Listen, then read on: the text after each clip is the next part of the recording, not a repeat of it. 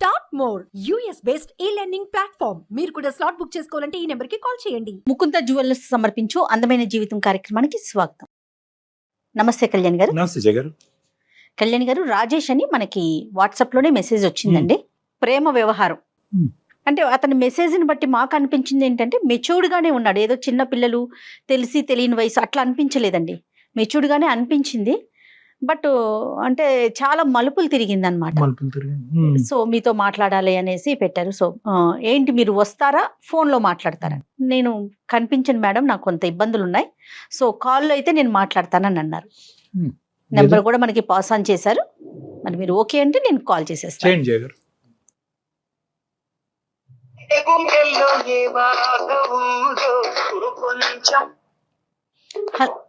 Hello, నమస్తే అండి రాజేష్ గారా? నేను జయానండి, అందమైన జీవితం ప్రోగ్రామ్ నుంచి కాల్ చేస్తున్నాను. మేడం చెప్పండి మేడం. థాంక్యూ మేడం, మీరు వెంటనే మెసేజ్ పెట్టిన వెంటనే మీరు రిప్లై ఇచ్చిందండి. Thank you madam. మీ మెసేజ్ అంతా చూసాక ఇమ్మీడియట్ గా మీతో మాట్లాడాలి. డాక్టర్ కళ్యాణ్ చక్రవర్తి గారి సలహా సూచన చాలా అర్జెంట్ గా మీకు అవసరం అనిపించిందండి. సో అందుకని ప్రయారిటీగా మీరు తీసుకున్నాము. ఫ్రీ ఉన్నారా, మాట్లాడతారా? పర్లేదండి, మాట్లాడచ్చు. రైట్. కళ్యాణ్ గారు ఉన్నారండి, మాట్లాడండి ఒక్కసారి. హలో రాజేష్. హాయ్ సార్, నమస్తే సార్. హాయ్ రాజేష్, చెప్పండి. చెప్పినాను, ఏంటి సమస్య ఏంటి? మాది వైజాగ్. నేను ఒక అమ్మాయిని లవ్ చేశాను సార్, శిరీష అని అమ్మాయి పేరు. చాలా రోజులు ఒక 3 years లవ్ చేసుకున్నాను సార్. ఇలాగా 3 years మేము చేసుకున్నాం, కానీ కొన్ని రోజుల తర్వాత అమ్మాయికి ఇంకా నాకు జాబ్ లేదు, కొన్ని రోజులకి అనేసి వెళ్ళిపోయింది సార్ నా దగ్గర నుంచి. అంటే చదువుకునేటప్పుడు లవ్ స్టోరీ అండి, ఎట్లా మీది? చదువు అయిపోయిందండి. మా బీటెక్ లో ఉన్నప్పుడు లవ్ చేసుకున్నాం. ఓకే. కొన్ని రోజుల తర్వాత ఇంకా నేను జాబ్ ట్రయల్స్ లోనే ఉన్నా అండి. బీటెక్ అయిన వెంటనే ఇంకా అమ్మాయి లవ్ చేస్తుంది కదా, అమ్మాయి ఎలాగైనా పెళ్లి చేసుకోవాలని చెప్పి నేను జాబ్ ట్రయల్స్ లో ఉన్నా అండి. కాకపోతే నాకు నచ్చిన జాబ్ రాకపోవడంతో ఇంక నేను ట్రై చేస్తూనే ఉన్నాను. ఇంకా అమ్మాయి ఇంకా ఎలా వాళ్ళ ఇంట్లో ఫోర్స్ చేస్తున్నారు అని చెప్పి వేరే పెళ్లి చేసుకునేసిందండి శిరీష. అవునండి.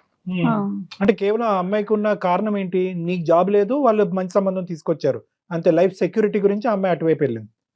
అవునండి, లైఫ్ సెక్యూరిటీ కోసం దానితో నేను ట్రై చేస్తుంటే కూడా నాకు నచ్చిన జాబ్ రావట్లేదండి. ఏదో చిన్న జాబులు చేయడానికి నాకు మంచి పర్సంటేజ్ తో నేను పాస్ అయ్యానండి. నాకు చిన్న జాబులు చేయడం ఇష్టం లేకుండా సరే వెయిట్ చేయి అని చెప్పానండి. కాదు, ఎవరి ఇంట్రెస్ట్ వాళ్ళది, కానీ ఇది ముందే మాట్లాడుకోలేదా మీరిద్దరు? అంటే ఇంత వ్యవధి ఉంది, వెయిట్ చేస్తానని చెప్పడంతోనే అమ్మాయి ఇంకా లవ్ స్టార్ట్ చేస్తామండి. మేము వెయిట్ చేసుకుని మనకి ఇష్టమైన జాబ్ చేస్తూ ఇంకా ఉందాం అనుకున్నాం, కానీ ఇంకా అమ్మాయికి ఇంట్లో ఫోర్స్ ఎక్కువ అవడంతో మరి మ్యారేజ్ చేసుకున్నాను. రాజేష్ గారు మీకు చెప్పిందా తను, నాకు ఇట్లా మ్యాచ్ వచ్చింది, నేను చేసుకోబోతున్నాను, ఇంట్లో ప్రెషర్ ఉందనే విషయం చెప్పారా తను? చెప్పారు మేడం, చెప్పారు. రాజేష్, మీది వైజాగా? వైజాగ్ అండి. మీరిద్దరు బీటెక్ గీతమ్మా? అవునండి, అవును సార్. నువ్వు నా దగ్గరికి వచ్చావా? అవును సార్, మీ దగ్గర ఆల్రెడీ వచ్చాను. ఇంకా మీరు గుర్తుపట్టరు అని చెప్పేసి మీరు చెప్పలేదు సార్. అదే అంటే ఆ స్టోరీ లైన్ అదంతా కొద్దిగా it's rings a bell vague గాని. సరే రాజేష్, అంటే అదే కొన్ని రోజులు అమ్మాయి వెళ్ళిపోవడంతో ఇంకా నేను డిప్రెషన్ లోకి వెళ్ళిపోయాను సార్. ఇంకా మీ దగ్గరకు వచ్చి ఇంకా ఒక 2-3 years ని అలాగే బాధపడడంతో మా అమ్మ నాన్న మీ దగ్గరకు వచ్చారు సార్. ఆ రోజు మీకు గుర్తుంటుందో లేదో. ఇంకా అక్కడ మీరు ఇచ్చిన సూచనల ప్రకారం నేను ఏదో చూసుకొని మెల్లగా డ్రింక్స్ సిగరెట్లు అవన్నీ మానేసి ఏదో జాబ్ చేస్తాను. ఇప్పుడు మన ఇద్దరు గురించి కాదు ఇది, నాకు తెలిసి చాలా వరకు ఈ స్టోరీ గుర్తొచ్చింది నాకు. కానీ అసలు ఏం జరిగింది అన్నది కూడా మన ప్రేక్షకుల గురించి, జయ మేడం గురించి కూడా చెప్పాలి. అంటే ఆ అమ్మాయిని మీరిద్దరు విడిపోతారు అనేటటువంటిది over a period of time జరిగిందా? సడన్ గా షాక్ కి గురయ్యావా? నీ పరిస్థితి ఏంటి? తర్వాత డ్రగ్స్ ఆల్కహాల్ లోకి ఎందుకు వెళ్ళావు? అవన్నీ కూడా చెప్పాలి నువ్వు ఒక్కసారి. సార్ సడన్ గా ఒక రోజు అమ్మాయి కలుద్దాం అని చెప్పి నాకు కాల్ చేసి రమ్మని చెప్పింది సార్. మేము రెగ్యులర్ గా కలిసే చోటుకి. అమ్మాయి సడన్ గా ఇలాగ వచ్చి నా కాలు పైన పడి ఇలాగ నాకు ఇంట్లో ప్రెషర్ ఎక్కువ అవుతుంది, నేను పెళ్లి చేసుకోవాలి ఇది మరి అని చెప్పి గట్టి కాలు పట్టుకునేసింది సార్.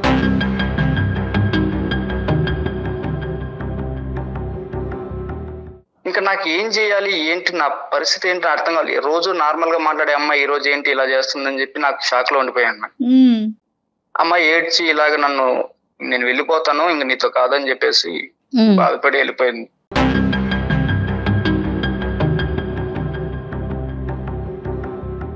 రాజేష్, ఇదంతా జరిగి 4 years అయింటది కదా సుమారుగా? 4 years అయిపోయింది సార్. 4 years. అప్పుడు మీ పేరెంట్స్ నా దగ్గర తీసుకొచ్చారు కౌన్సిలింగ్ అని చెప్పి. అవును సార్. తర్వాత అప్పుడే నీ పరిస్థితి చాలా భయంకరంగా ఉంది. If I remember correctly, almost ఒక అవును 20-25 డేస్ పాటు కంటిన్యూస్ గా మనం కౌన్సిలింగ్ చేసాము. అవును సార్, అవును సార్. ఏంటంటే ఈ అమ్మాయి విషయం కౌన్సిలింగ్ ఈ చేశారా అమ్మాయి కళ్యాణ్ గారు మీరు? విషయంలో ఈ అబ్బాయి ఆల్మోస్ట్ సూసైడ్ వరకు వెళ్ళిపోయాడు మేడం. ఆహాహా. చనిపోవాలి అనేటటువంటి ప్రయత్నాలు చేశారు. కళ్ళెదురుగుంటా కష్టపడి చదివించినటువంటి ఈ అబ్బాయి ఇలా అయిపోతున్నాడు ఏంటి అనేటటువంటిది ఆ బాధతో? తల్లిదండ్రులకు ఒక భయంకరమైనటువంటి బాధలో ఉమ్, ఉమ్. ఆ అమ్మాయిని దిగమింగుకోవటానికి, మర్చిపోవటానికి ఇతను డ్రగ్స్, ఆల్కహాల్, పగలనకనక రాత్రనక తాగుడు, ఇంకా రకరకాల వ్యవహారాలన్నీ కూడా నడిచి చచ్చిపోవలసినటువంటి మనిషి ఆ రోజు మనం చేసినటువంటి ఆ కౌన్సిలింగ్, ఆ ప్రయత్నం వల్ల మళ్ళీ జీవితాన్ని ప్రారంభించాడు. అవును రాజేష్, సార్, అవును సార్, అవును సార్. అవునండి సార్ చెప్పిన వెంటనే నాకు మంచి కొన్ని రోజులు నేను జాబ్ చేసుకోవడం, ఉమ్, ఒక 2-3 మంత్స్ లో జాబ్ రావడం, నాకు మంచిగా నేను యాడ్ ఏజెన్సీ పెట్టుకోవడం, సంతోషం. అలాగని ఇంట్లో వాళ్ళు కూడా కానీ బాగానే రాజేష్ ఉన్నారు. అప్పుడు మనం మాట్లాడుకున్నప్పుడు if I remember correctly, okay. ఆ అమ్మాయిని ఎక్కడా కూడా నువ్వు క్రూరంగా చూపెట్టలే. 3 years పాటు నడిచినటువంటి నీ ప్రయాణంలో ఆ అమ్మాయి మంచిది కాదనో, మోసం చేసిందనో ఇలాంటి మాటలు ఏమీ రాలేదు. ఎందుకంటావు లేదు అది? సార్, ఎందుకు అంటే అది మరి మా భాషలో అది మోసమే. ఇంకా మీ అంత డీప్ గా అమ్మాయి ఎక్కడా గానీ నన్ను మోసం చేస్తుందని నాకు ఎప్పుడు అనిపించలేదు సార్. ఇంకా అమ్మాయి ఇంక తప్పని పరిస్థితుల్లో అలా చేసింది అని చెప్పి నేను ఇంకా కామ్ సరే, అయిపోయాను సార్. పెట్టుకున్నాం. సరే, నువ్వు తర్వాత బయటపడ్డావు, ఆ బాధలోంచి బయటకు వచ్చావు, సెటిల్ అయ్యాను అంటున్నావు. ప్రస్తుతం ఏం అవును చేస్తున్నావు సార్. రాజేష్? ప్రస్తుతం నేను వైజాగ్ లోనే యాడ్ ఏజెన్సీ ఒకటి పెట్టుకున్నాను సార్, కన్సల్టెన్సీ. వావ్, ఓకే, నీ సొంత బిజినెస్. Very good. అవును సార్, అవును సార్. ఎలా నడుస్తుంది? పర్లేదు, అంతా బాగానే నడుస్తుంది సార్ మీరు చెప్పింది. ఇప్పుడు ఏంటి మళ్ళీ కొంపతీసి ఇంకో అమ్మాయిని ఏమన్నా ప్రేమించావా? లేదు సార్, నేను ఈ మధ్యలో ఈ ఒక 1 week బ్యాక్ అయితే అసలు నాకు సడన్ గా ఒక వాట్సాప్ లో ఒక మెసేజ్ వచ్చింది సార్, ఆ అమ్మాయి నుంచి, శిరీష దగ్గర నుంచి.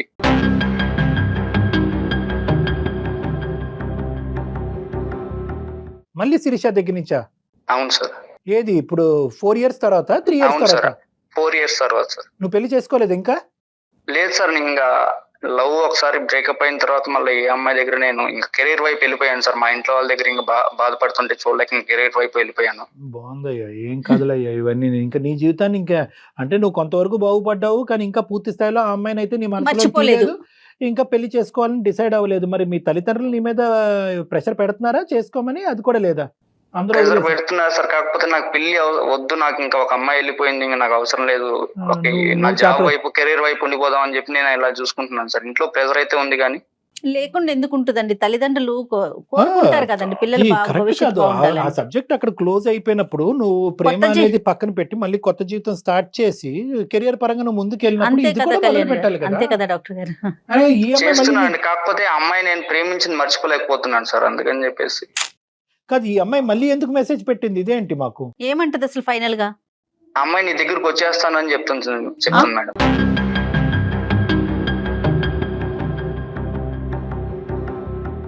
ఏమనుకుంటుంది ఆ అమ్మాయి? ఇప్పుడు మమ్మల్ని ఏం చేయమంటావు?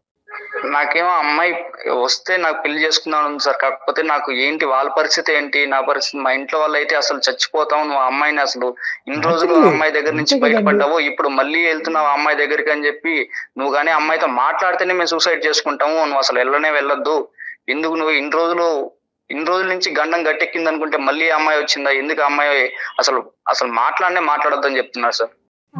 మీ పేరెంట్స్ వద్దంటున్నారు, నువ్వు? నీ మనసు ఏం చెప్తోంది? నా మనసు అమ్మాయి వస్తే పర్వాలేదు, నేను ఎలాగో మేనేజ్ చేసుకుందాం, ఇంట్లో వాళ్ళతో మాట్లాడి నేను ఎలాగో సర్ది చెప్పుకుందాం అని చెప్పి నేను అనుకుంటున్నాను సార్. తనకి పిల్లలు ఉన్నారంటనా? ఒక అమ్మాయి ఉందండి.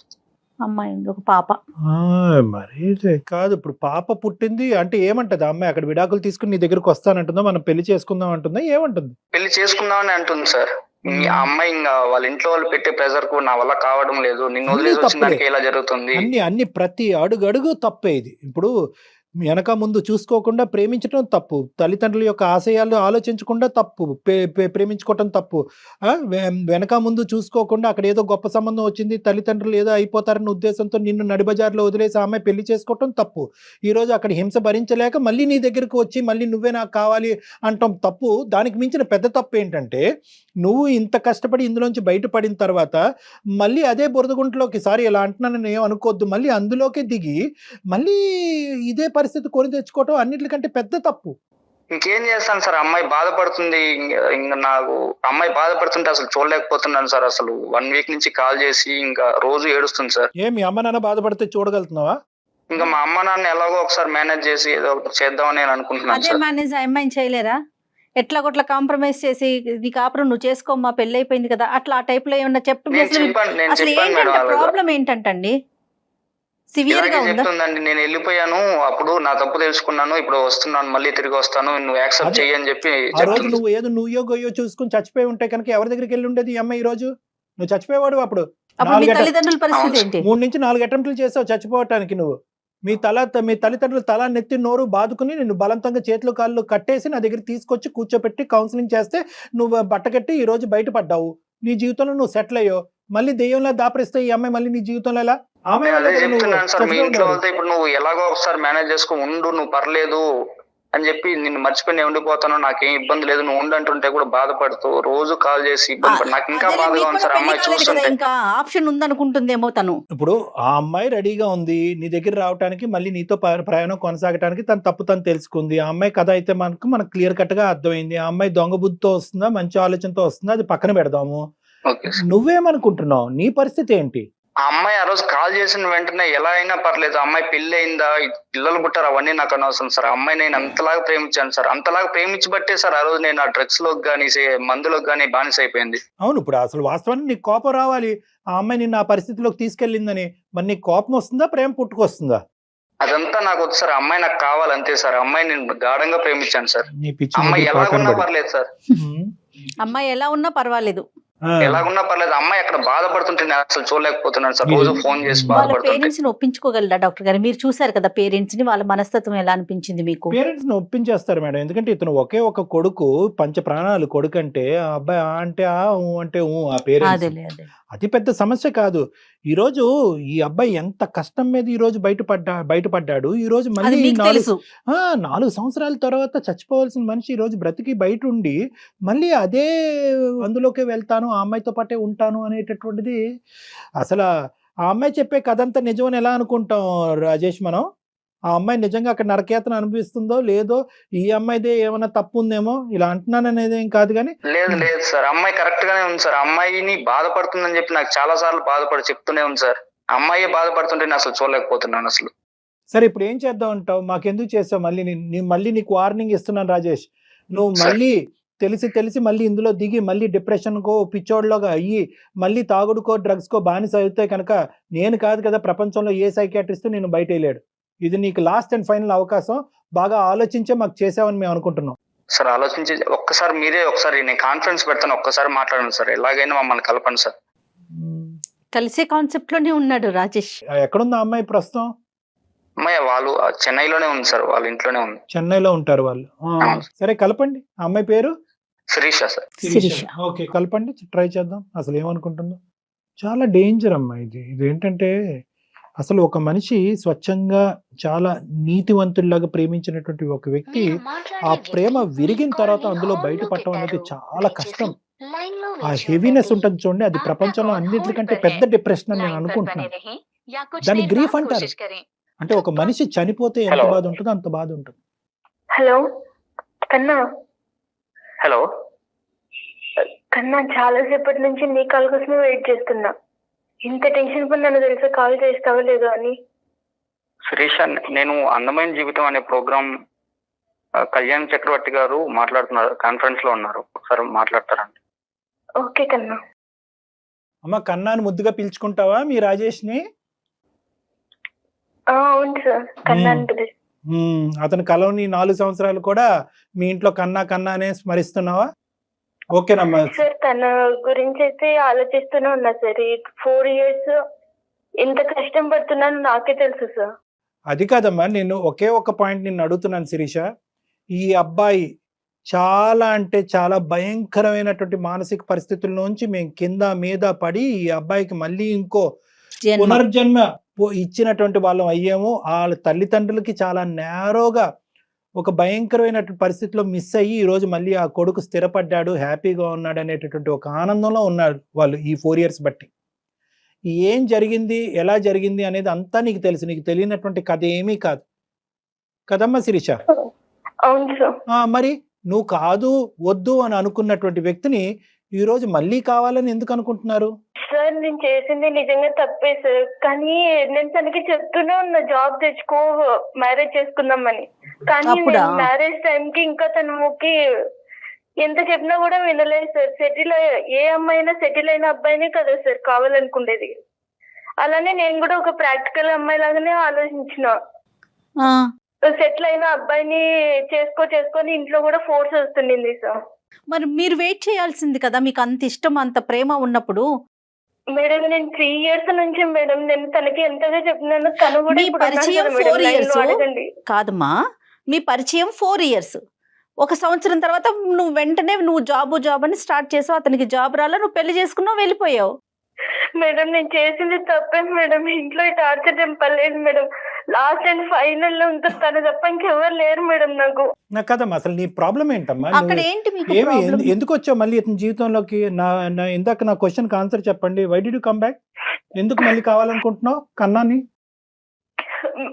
సార్ నేను మ్యారేజ్ అయిన ఫస్ట్ రోజే మా హస్బెండ్ అడిగారు సార్, నీకేమైనా లవ్ అఫైర్స్ ఉన్నాయా అలా ఇలా అని అడిగారు.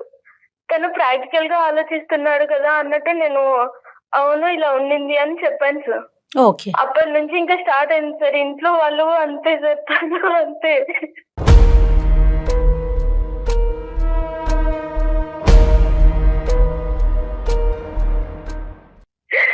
తను ఇట్లా బాడీ మీద చేయాల్సిన ప్రతిసారి అంటూనే ఉన్నాడు. వాడు కూడా ఇలానే టచ్ చేసినాడు నిన్ను. ఎంత మానసికంగా మెంటల్ గా చాలా టార్చర్ చేశాడు.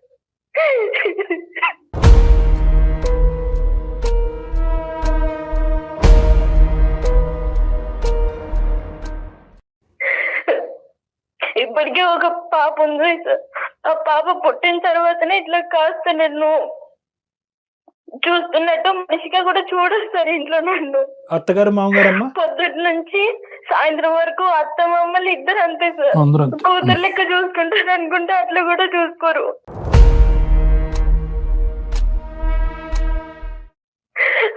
మళ్ళీ సాయంత్రం మా ఆయన రాగానే తనకు కూడా లేనిపోనేవన్నీ చెప్పి నన్ను ఇంకా తిట్టేయడం ఇదంతా ఇప్పటికీ జరుగుతూనే ఉంది సార్. అంటే ఈ చిత్రహింస అంతా మాటల్లో అమ్మా, లేదంటే చేతలు కూడా ఉన్నాయా? చేతులు కూడా ఉన్నాయి సార్. ఒకసారి రాటు తీసుకుని మరి కొట్టినారు సార్. ఇది ఒక్కటే కారణం అమ్మా? కేవలం సార్ మీరే ఏదో ఒకటి చేయాలి. అది కదమ్మా, ఇప్పుడు ఎందుకు ఈ నిర్ణయం తీసుకున్నావు? అంటే నీ కన్నా అనే వ్యక్తి ఇంకా పెళ్లి కాకుండా ఉన్నాడు అనేది నీకు తెలుసా? కన్నా లేదంటే రాజేష్ అనేటటువంటి వ్యక్తి ఒక భయంకరమైన పరిస్థితుల్లోంచి వెళ్ళి ఇలాగా బ్రతికి బట్టగట్టి మళ్ళీ తన జీవితంలో తనని కాపాడుకుని బతుకుతున్నాడు అనే ఆలోచన తెలుసా నీకు? నువ్వు వెళ్ళిపోయిన తర్వాత అతని జీవితం ఎలా వెళ్ళింది అనేది నీకు తెలుసా? లేదు సార్, నాతో ఎవరిని కాంట్రాక్ట్ లో అయితే పెట్టలేదు సార్ మా హస్బెండ్. తన నెంబర్ ఎప్పుడో ఉండేదో అదే అన్బ్లాక్ చేసి నేను ఇప్పుడు మెసేజ్ చేశాను. సార్ నా లైఫ్ మీద నాకు ఆశ లేదు సార్. ఇంకా ఒకే ఒకటి నాకున్న దారంటూ రాజేష్ నా కన్నా మాత్రమే సార్. తను కూడా ఇంకా వద్దంటే నాకు ఇంకా సూసైడ్ తప్ప ఇంకో దారి లేదు సార్. నాకు నేను చచ్చిపోతా.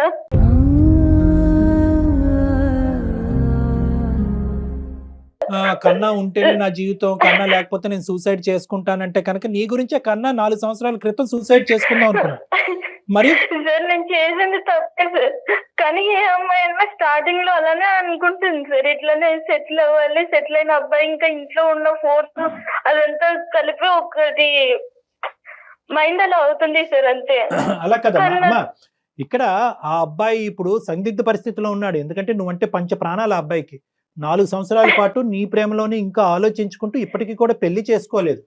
కానీ దాన్ని ఆ సిచ్యువేషన్ మనం అడ్వాంటేజ్ తీసుకుంటామా? సార్ అలా ఏం కాదు సార్, నాకు నా కన్నా కావాలి సార్. ఒకప్పుడు 3 సంవత్సరాల పాటు మీరు ప్రేమించుకున్నారు. ఆ ప్రేమ లేదు దోమ లేదని చెప్పి ఉద్యోగం ఉంటేనే ప్రేమ లేదంటే లేదు అన్నట్టుగా అతను నడి సముద్రంలో వదిలేసి నీ దారి నువ్వు చూసుకున్నావు. బ్రతుకున్నాడో చచ్చిపోయాడో లేదో చూడలేదు, ఏమయ్యాడో చూడలేదు. ఇప్పుడు మళ్ళీ నీకు అవసరం వచ్చింది. ఆ నరకం నుంచి బయటకు వేసి మళ్ళీ నీ జీవితాన్ని మళ్ళీ ఆ పాత స్థాయి ప్రేమని ఇచ్చే ఒక వ్యక్తి నీ కన్నా కాబట్టి మళ్ళీ కన్నా గుర్తొచ్చాడు. అక్కడ నా కోపం వస్తుంది. నువ్వు కన్నా గురించి వచ్చావా, నీ గురించి వచ్చావా? లేదు సార్, నా గురించి నేను అనుకోనంటే ఈ పనికి నేను ఈ భూమి మీదనే ఉండేదాన్ని కాదు సార్. కన్నా కోసమే బతుకున్నావా? బతకాలని ఉంది సార్ ఇప్పటికి. ఇదే పట్టుదల, ఇదే మొండితనం మరి ఆ రోజు చూపించాల్సింది కదా, మీ పేరెంట్స్ కి చెప్పాల్సింది కదా. నాకు కన్నా ఉన్నాడు, కన్నా అంటే నాకు ఇష్టం. మేడం నేను చేసిన తప్పే మేడం, కానీ ఇప్పుడు మీరే న్యాయం చేయాలి. కాదమ్మా ప్రాక్టికల్ గా మాట్లాడానని అంటున్నాం కానీ ఇవన్నీ అవకాశవాదాలు అంటావు. ఎటొచ్చి ఏంటంటే నువ్వు ఏడుస్తున్నావు కాబట్టి నీవే జాలిపడి మేము మాట్లాడుతున్నాం కానీ నువ్వు అవకాశవాది. శిరీష ఏం బాధపడకు శిరీష, నువ్వేం బాధపడకు. నువ్వు ఆ రోజు కానీ ఇలా ఉండింటే నేను ఎప్పుడే చేసుకుంటా, ఇప్పుడు కూడా ఏం పర్వాలేదు. నేను ఎలాగైనా మా ఇంట్లో ఒప్పించి చేసుకుంటాను సార్. అమ్మాయి అలా బాధపడుతుంటే అసలు నేను చూడలేకపోతున్నా సార్. నాదే తప్పు, నిన్నప్పుడు వదిలిపెట్టి పోవడం 4 years శిరీష ఏం బాధపడకు శిరీష, ఏం బాధ సార్. నేను ఎలాగైనా మా ఇంట్లో వాళ్ళతో ఒప్పించి నేను ఎలాగో చేసుకుంటాను సార్. అమ్మాయి అక్కడ అలా బాధపడుతుంటే నేను చూడలేకపోతున్నాను సార్.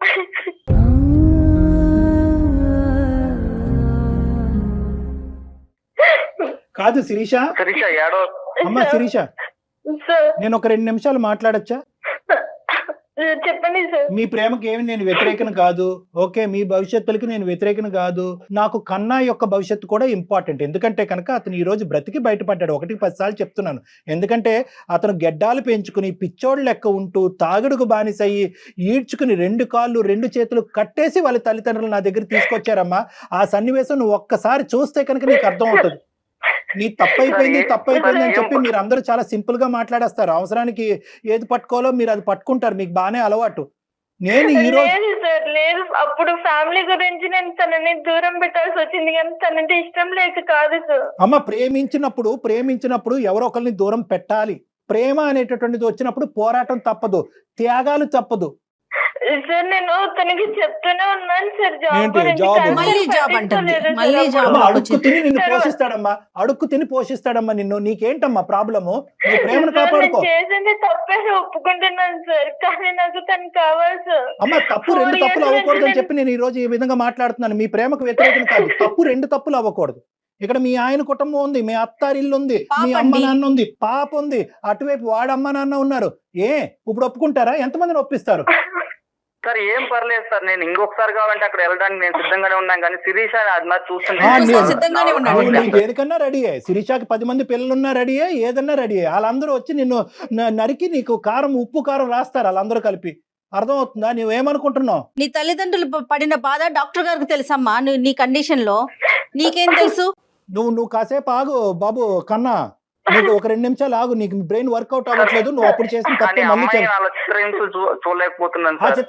ఆ చిత్రహింసల నుంచి బయటెట్టడానికి మాకు ఒక మార్గం ఉంది, మాకు ఒక అనుభవం ఉంది, మాకు ఒక ఆలోచన ఉంది. నీ ప్రేమ గొప్పదే. ఆ ప్రేమ అప్పుడే తెగిపోయింది, అప్పుడే అన్యాయానికి గురైంది. దాన్ని ఎందుకు మళ్ళీ ఇప్పుడు రివైవ్ చేసి మళ్ళీ దానికి ప్రాణం పోస్తారు? Sir please sir, 4 years marriage అయినా కూడా కన్నాను తెలుసుకుని రోజు అంటే లేదు సార్ నా లైఫ్ లో. ఎక్కడున్నావమ్మా? ఆలోచించుకుంటూ కూర్చున్నావు అంతే. నువ్వు ఆలోచించుకుంటూ కూర్చున్నావు. నువ్వు కంఫర్ట్ జోన్ లో లేకపోతే నీకు రాజేష్ గుర్తొస్తాడా? లేదు, ఆ పిచ్చోడేమో నాకు అయినా పర్వాలేదు అంటాడు. ఆ పిచ్చోడు నిజంగా అనకూడదేమో ఈ మాట. గానీ లేదు, నిజంగా ఇది ఒక నిజంగా పిచ్చితనమే మేడం. ఇది రాజేష్ విషయంలో పిచ్చితనం. అమ్మ, మెచ్యూరిటీ పర్లేదు మేడం. నాకు అమ్మాయి ఇలా బాధపడుతుంటే చూడలేకపోతున్నాను. నువ్వు బాధపడితే చూడలేవు. ఆ అమ్మాయికి 10 మంది పిల్లలు ఉన్నా ఓకే, వాళ్ళ ఆయన వచ్చి నిన్ను తన్నా కూడా నీకు ఓకే. నీ కన్న తల్లిదండ్రుల గురించి మాత్రం వద్దు ఆలోచించావు. వాళ్ళు ఏమైపోతారన్న ఆలోచన లేదు, ఏమీ లేదు నీకు. నువ్వు ఒక 2 నిమిషాలు ఆగు అమ్మా. నువ్వు ఏడవకుండా 1 నిమిషం వెయిట్ చేయమ్మా. నువ్వు ఏడవకుండా ఒక నిమిషం వెయిట్ చేయి. మీరు పెళ్లి కాకముందు మీరు ఎంతన్నా పోరాటం చేయండి. పెళ్లి అయ్యి ఒక ఇంటికి ఇల్లాలు అయిన తర్వాత, అక్కడ ఒక బిడ్డను కన్నా తర్వాత ఆ కుటుంబాన్ని ఎలా రెక్టిఫై చేద్దాం, ఆ మ్యారేజ్ ఇష్యూని ఎలా రెక్టిఫై చేద్దాం చూద్దాం. తన లైఫ్ స్పాయిల్ చేయడానికి నేనేం తన శత్రువుని కాదు కదా సార్. తన ప్రాణం కన్నా ఎక్కువ ఇష్టమైన అమ్మాయిని సార్.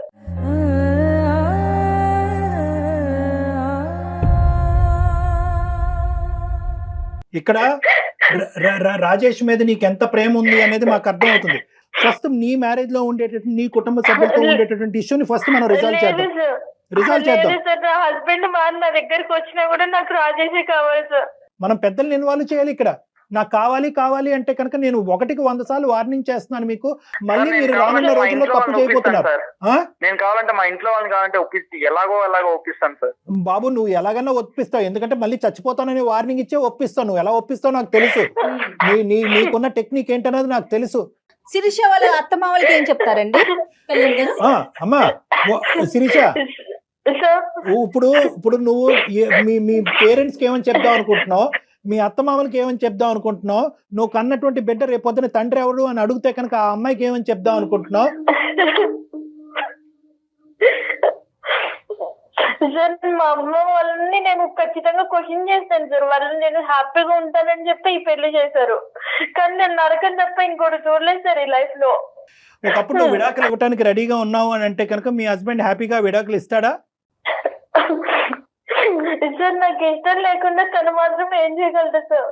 సో నీకు ఇష్టం నేను లేనట్టు ఇష్టపడి కాపురం చేస్తేనే కదా సార్ నాతో లైఫ్ ఉంటది.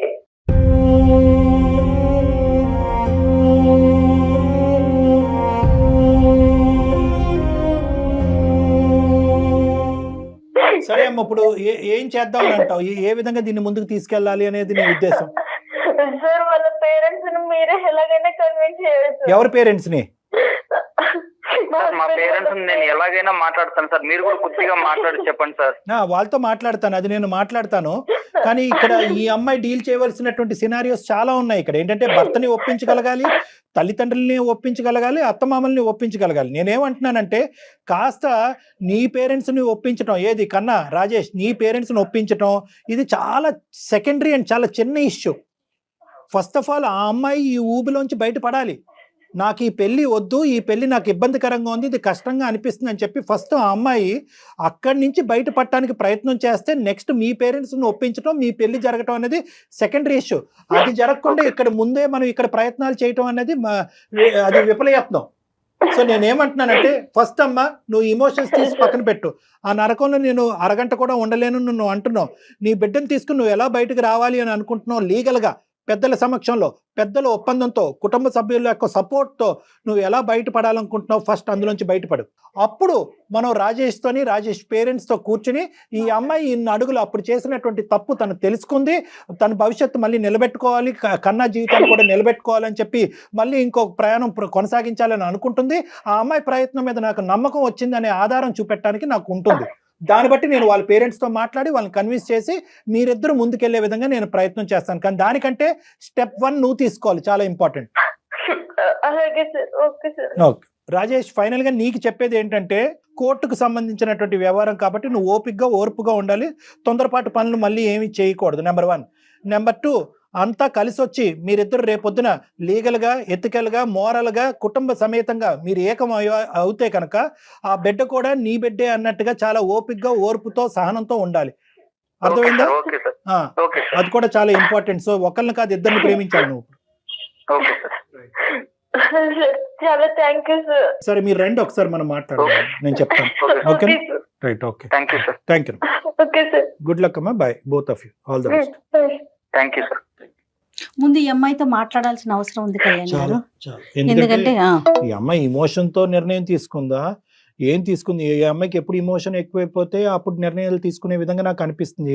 ఆ గాలి ఎటు వీస్తే అటు వెళ్తుంది. నిజంగా మనం అనుకున్నట్టే నిజంగా ఆ అమ్మాయి భయంకరమైన నరకం, విడాకులు ఇచ్చేటటువంటి మార్గం సులభదాయకం అయింది అనుకోండి, పెద్దలు ఒప్పుకున్నారు అనుకోండి, అప్పుడు మనం ఇంకోటి ఏదన్నా ఆలోచించవచ్చు. అప్పటి వరకు మాట్లాడటానికి కూడా లేదు మేడం.